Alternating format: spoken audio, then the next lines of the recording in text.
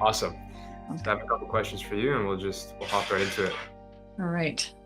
So I guess number one, why did you choose to get a Nomad? For a number of reasons, we looked at a lot of different types of homes, and this one afforded us the most flexibility so that we could build our own home plus a vacation rental. We were looking for something that was fitted as opposed to on wheels. We knew we wanted a tiny home, but we were looking at something that was fitted in the ground.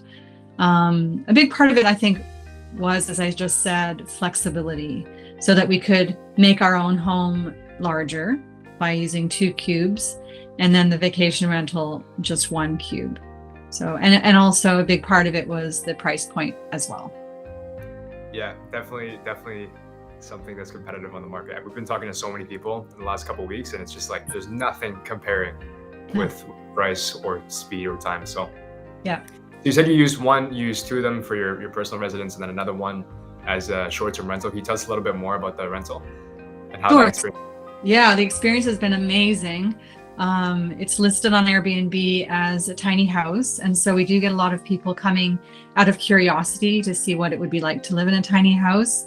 The first impression as they come in is always very positive. We've had excellent comments about the space. And it kind of, when people arrive, it looks smaller than when you walk in, and the size of the windows and the light coming in. It's fun to watch people's expressions and hear their response. So yeah, it's been very, very positive. We've had recently a long-term renter that was a mom, her son, a dog, and a cat. And they were here for 3 months, and it worked out great for them. So, it can really work if you're interested in. A mom, a son, a dog, and a cat all living in 1 cube. Yep. Wow. How did that work out? Was like one sleeping upstairs, one downstairs, or? He was a young son, Oh, so like 7 or something. So yeah, just they shared the upstairs. Although we do have a pull-out sofa, but I'm pretty sure they stayed upstairs. So cool. So it yeah. looks like you got a little bit of a combo of like short-term and long-term since we last stayed there. Um, can you tell me a little bit more about both of those experiences, as well as what your experience was like specifically as a short-term rental with like occupancy rates and all that stuff? Mhm. So occupancy rates are great. From the very start, we've had pretty much nonstop. Over the winter, it's nice to get a long term in this region because it is a bit slower in terms of the vacationers. We're not super close to the ski hill, although we did just have a couple of people here that were using the local ski hills, but more so they were using it as a retreat from the busyness of city or ski hill. But yeah, summer starting in probably March, April, it starts really picking up right through till the fall. And we get a lot of we invite people with their pets, and people really appreciate that. So that's been great. So lots of dogs and cats, and it's just wonderful to watch people enjoy their time here. Yeah, definitely. I remember when we were there, you brought us in and we had a dinner together. Yeah. You, Steve, and we had a really great chat. It was a good time. Yeah. Yeah. Cool. So long-term rentals you typically do in the winter, and then shorter-term rentals you do in the summer. What kind of rates do you usually for 1 cube expect? Yeah, so we are in sort of the price range of 115 to 135 currently.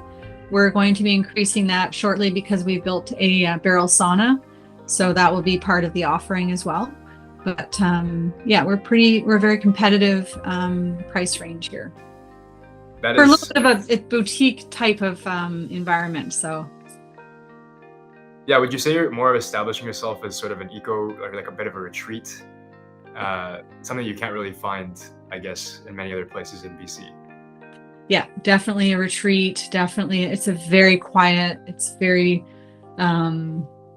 surrounded by the mountains and the trees, so it's very serene space. So it's that's the target we're reaching for. We don't have cell coverage out here, so somebody could really, retreat from the world. And although we do have Wi-Fi, obviously, but it's you don't have the same kind of bombardment of the outside world here. You can really tune out and Absolutely.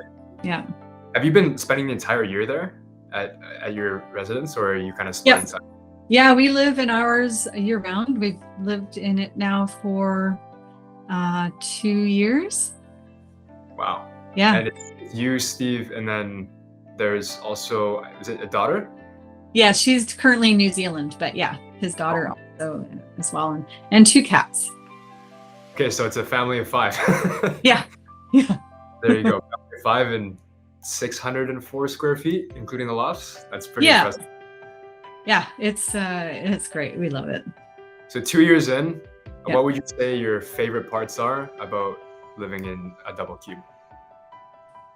Best part, well, everything. I mean, I can't honestly, to be honest, I can't think of anything we would do differently except, well, actually one thing we would do in our main cube when we enter in, we'd build we'd get a second like an attachment as an entryway / utility space.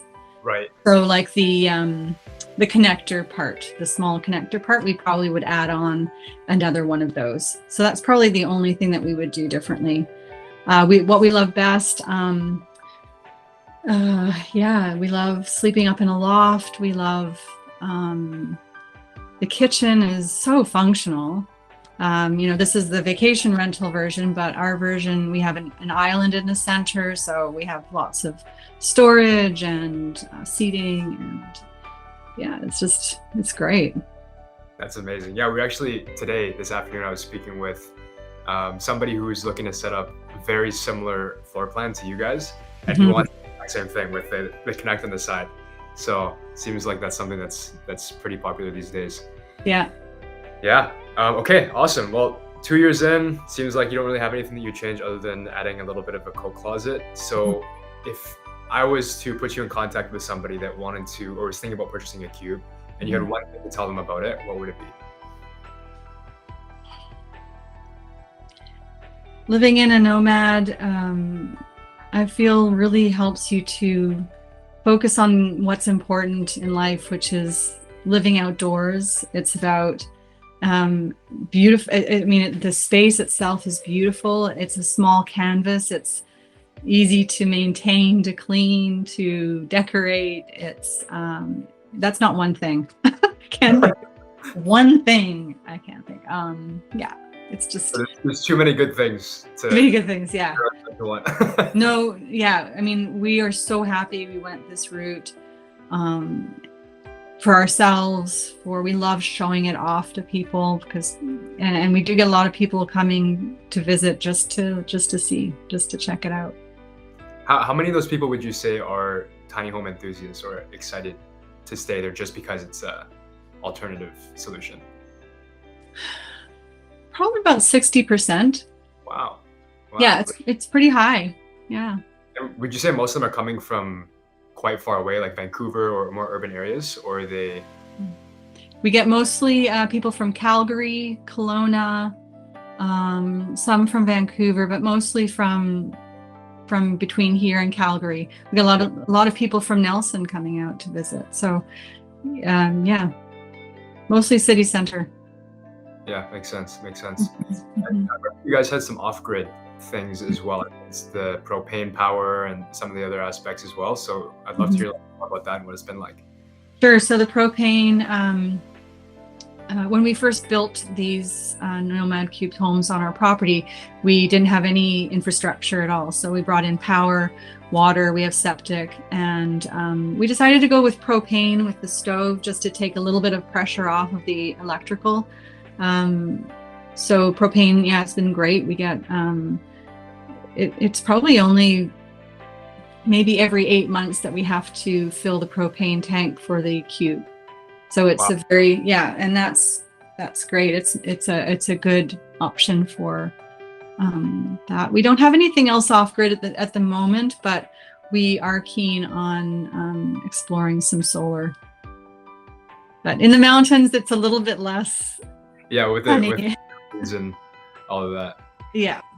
It's funny, the guy who is looking to build the little alcove off of his entrance Mhm. also has a property. It looks just like yours. It's covered in snow and it has a bunch of trees. And I said, you should think about what Martha did and sell some of the lumber from your trees because it should be able to offset some of your build costs. He's like, oh, that's amazing. I'd love to do that. Yeah. Is he in this area? He's in, I think it's like close to Utah, I believe. Oh, okay. But I'd love to put you in contact with him Yeah. once he's done, because I'm sure there's a lot of synergy there. Yeah. He's also in crypto as well, and he has a YouTube channel and all that stuff that he's going to document his journey building a cube. But I'm super excited for him. It'll be great. Yeah. What was your build process like, Martha? Was it as complicated as you thought as it would be, or a little bit less? Well, sometimes I say I'm glad I didn't know what I didn't know, because would I have done this process had I known? We had so many things to manage, and I wasn't living here at the time. I was living on the coast, so having to manage things from a distance was a challenge.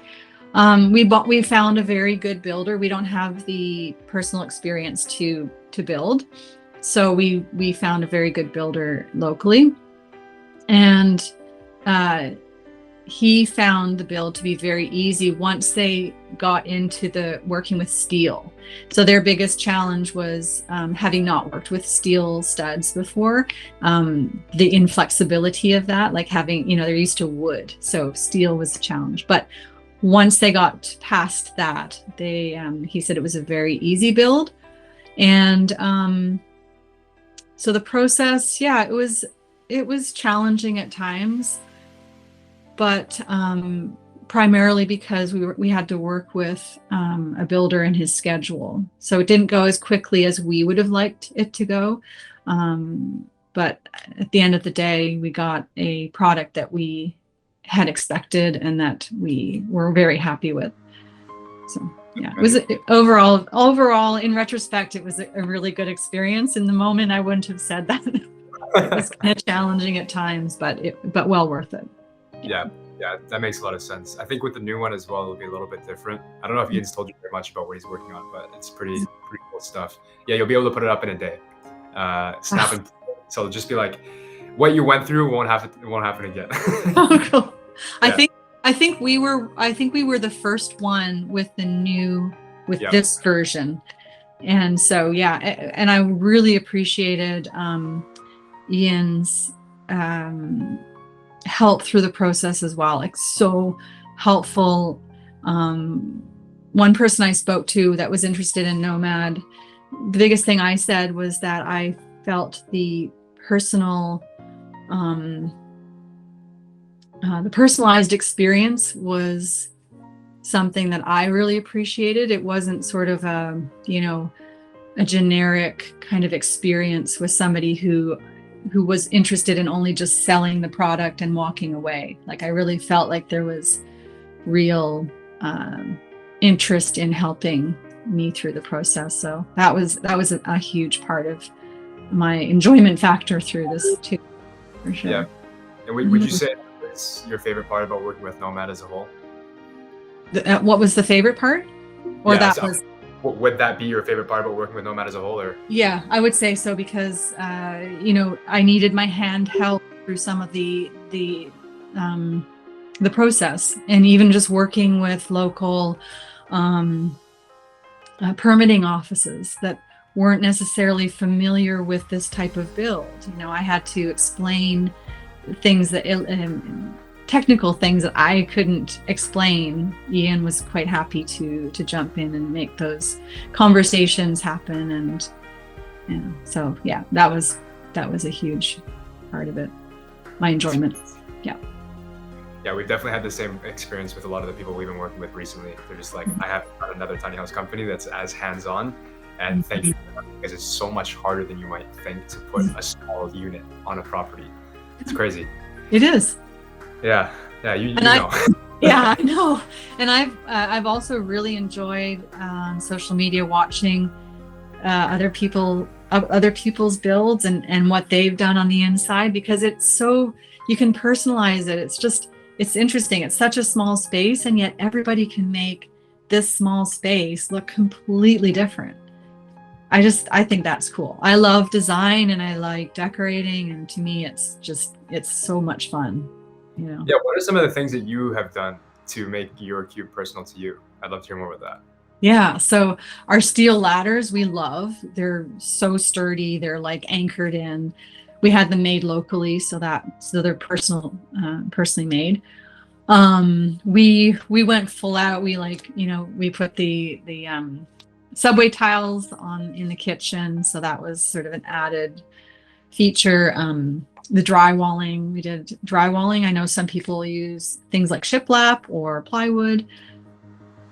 So we went very boutique in the middle of the mountains. It's kind of a dichotomy, or it's kind of an unusual thing, but yeah. And then also just all the little touches, like our sliding door into the bathroom. We got some really nice handles and stuff like that, and just a lot.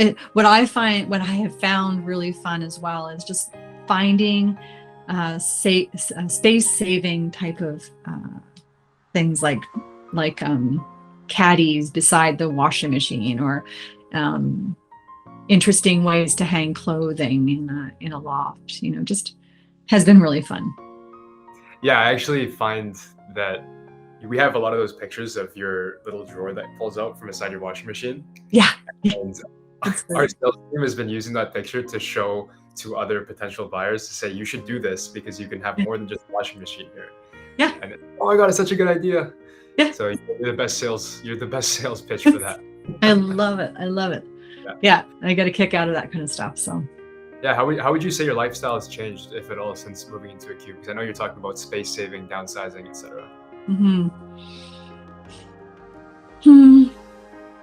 Well, I've always lived in smaller spaces. I went from a house in Victoria to a condo, like a 1-bedroom condo, and then to a studio. So I was progressively moving smaller anyway, so it wasn't a huge shock. My partner Steve is also very minimalist. He has we laugh when we show people the space, because they say, well, where do you put your clothes? And we point to 4 cubbies underneath the TV. That's his, those are his clothes. It really makes you look at things differently. You don't accumulate things, you know. If something comes in, something has to go out. So you really do, you're more conscious, you're more, making conscious purchasing decisions.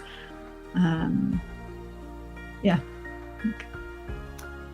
Is your question? 100% it does, because for me right now, I'm in the process of a move, and it's like I have to get rid of a lot of things and also add new things to the mix, because I'm going up, I'm upsizing. So that process is like a headache in its own. I just wish I could get rid of a bunch of things and keep it that way, to be honest. So that's amazing. Cool. Last question for you. Yeah.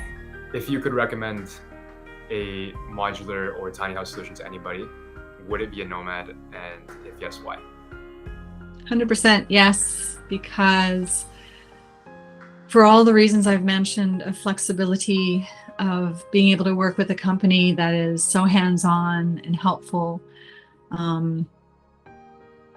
and just the aesthetics of it. It's beautiful, and it's functional, it's everything that you could possibly need for housing, and it's affordable, and that's huge for so many people right now, because the housing prices are just so high.